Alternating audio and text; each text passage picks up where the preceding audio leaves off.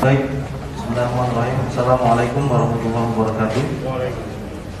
Alhamdulillah, puji syukur kehadirat Allah Subhanahu wa taala, Tuhan yang Maha Kuasa. Pagi hari ini kita bisa berkumpul di sini. Mungkin nanti ada kata pengantaran dulu dari Ibu Mas. Langsung. Baik, rekan-rekan media sekalian, pada hari ini kami dari Polda Kalimantan Barat, Direktorat Reserse Kriminal Khusus, melaksanakan press release di mana hal ini dilatar belakangi karena adanya kelangkaan solar subsidi di wilayah Polda Kalimantan Barat, yang mana hal ini berimbas dari disparitas harga yang lebar antara solar subsidi dan non subsidi, mengacu pada peraturan Presiden nomor 191 tahun 2014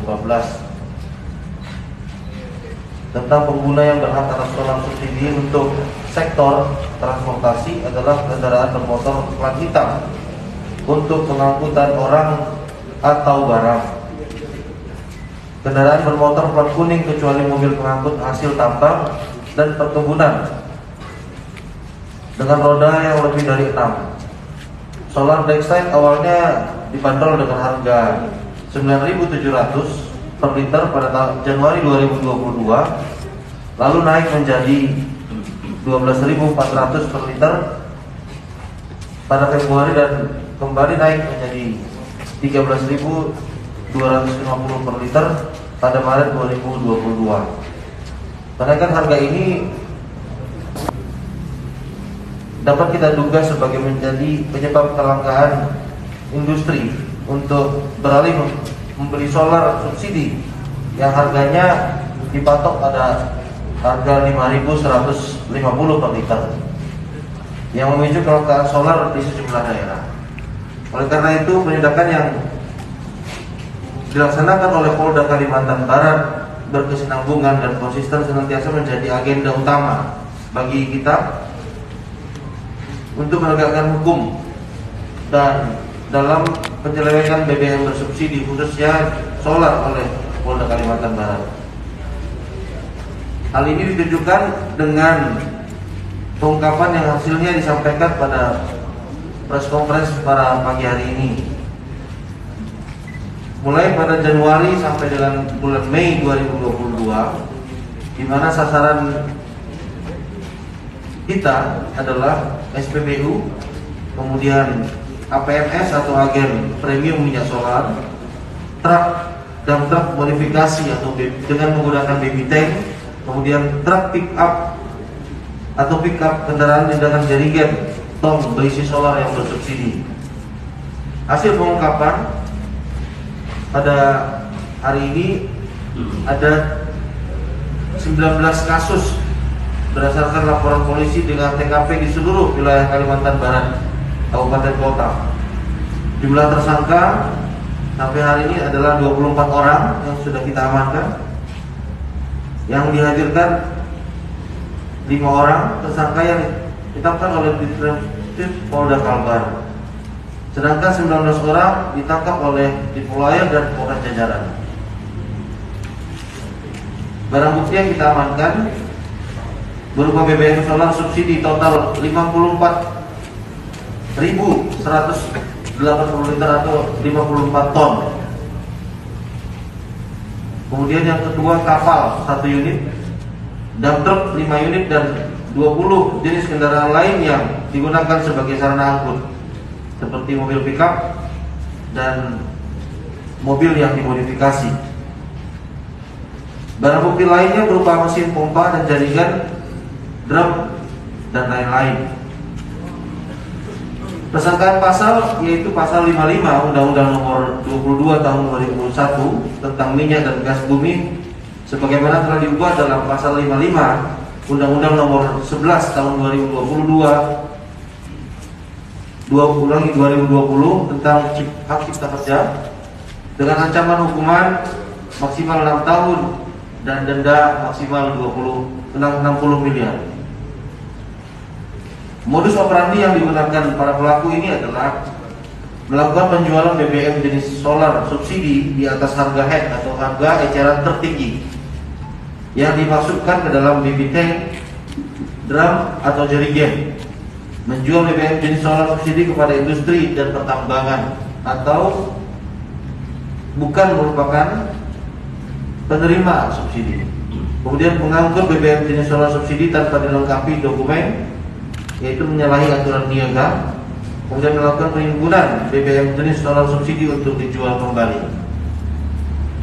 Penghitungan kerugian negara bahwa aktivitas penyebaran penyeleweng BBM jenis solar subsidi ini di wilayah Kalbar terkait dengan 19 laporan polisi yang kita tangani mencapai kerugian negara 9 miliar 821.413.275 rupiah.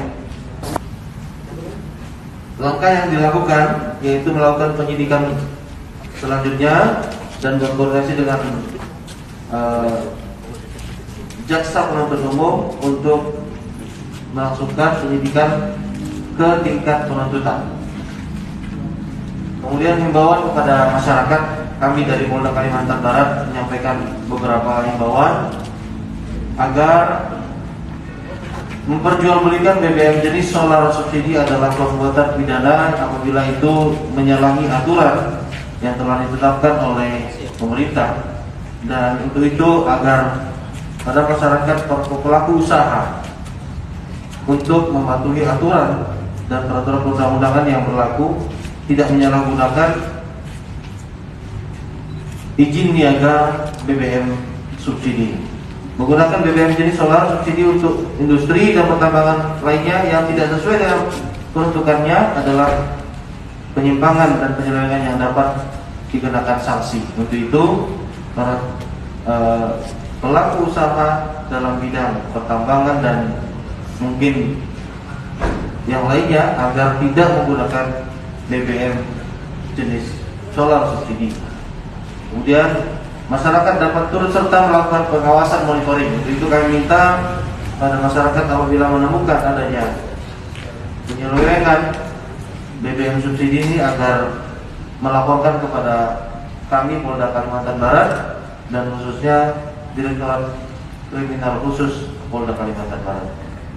Itu saja mungkin yang dapat kami sampaikan pada pagi hari ini. Mudah-mudahan hal yang kita lakukan ini berdampak positif bagi masyarakat khususnya di wilayah Kalimantan Barat. Mungkin dari apa yang kami sampaikan ini, kalau ada pertanyaan dipersilakan. Ini Pak dari Tribun Pontianak Pak, Pak, ini kan ada pengungkapan kasus dari Januari sampai bulan ini. Nah, ini pertanyaan pertama itu apakah mereka ini ada satu komplotan, kemudian pada saat beraksi itu solar subsidinya itu diambil dari mana, atau mereka memang dari pom bensin, dan modusnya di pom bensin itu pembeliannya seperti apa? Dan ini kan juga ada keterlibatan dijual ke tempat-tempat industri ya Pak, ya, perusahaan juga tadi disebutkan. Nah, apakah dari pihak perusahaan sendiri tidak diberi sanksi atau seperti apa nih Pak? Karena juga pihak perusahaan sendiri juga bisa dikatakan juga melakukan penyalahgunaan Pak ya. Harusnya mereka menggunakan solar industri, BBM industri, tapi malah menggunakan dari yang tidak bersubsidi. Pasti kan harganya agak jauh nih dari yang mereka pun pasti menjual di bawah harga yang solar industri Pak. Ini kan. Baik, terima kasih pertanyaannya. Kita juga melakukan penindakan kepada perusahaan yang telah menampung BBM jenis solar subsidi ini. Apabila memang ditemukan ada unsur memang kesengajaan dari pihak perusahaan mencari BBM yang di bawah harga industri dan harga resmi penjualan industri. Kemudian kita juga melihat bahwa modus yang mereka lakukan ini memang adalah sebuah jaringan yang mungkin berkesinambungan selama ini, karena ada kesepakatan harga antara pembeli yang dari SPBU, kemudian dengan pengepul, lalu dari pengepul akan beralih kepada penampung BBM yang bersubsidi, atau industri yang menerima BBM istilahnya itu black market gitu ya. Jadi kita juga akan melakukan tindakan tentunya kepada pabrik atau mungkin perusahaan atau mungkin industri yang menerima BBM jenis subsidi yang digelapkan dari SPBU atau APMS atau tempat yang lain.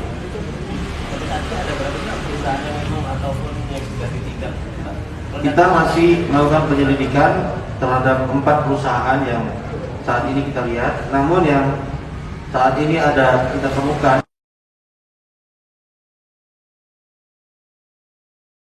di pertambangan tanpa izin ya.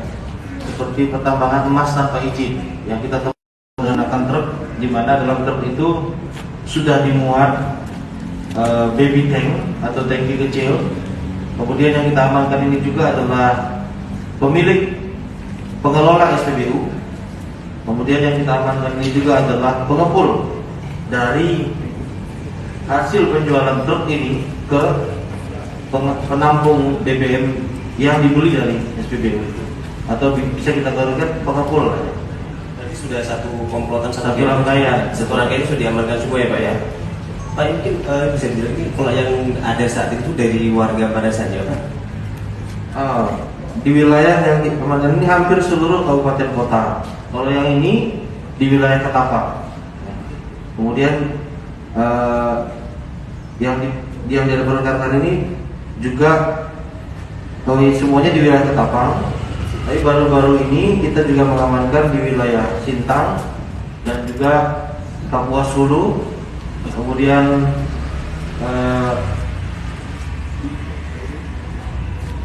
Mempawah.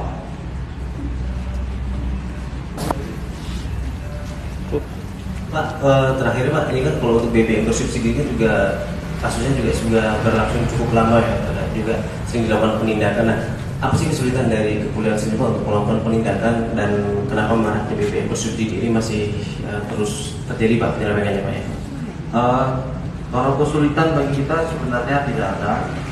Hanya kita perlu melakukan tindakan ini benar-benar harus melakukan jeli ya, karena tindakan ini kadang dilakukan modus ini pada malam hari, kemudian di tempat-tempat SPBU yang sering sepi ya.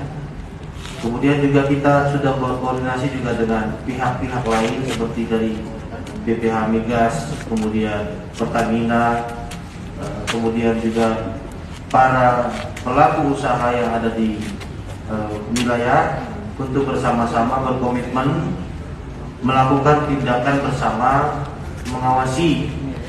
mengawasi pendistribusian BBM jenis yang bersubsidi ini.